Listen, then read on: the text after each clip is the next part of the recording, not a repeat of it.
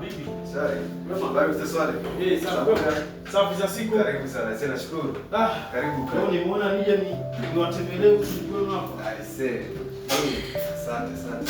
Swali za siku nyingi. Sasa nashukuru. Vipi shemeji anaendelea? Shemeji bwana shemeji yangu anaendelea vizuri. Nakumbuka aliniambia hapa kuhusu kuja hapa, aliniambia naomba ushauri, nikamshauri aje.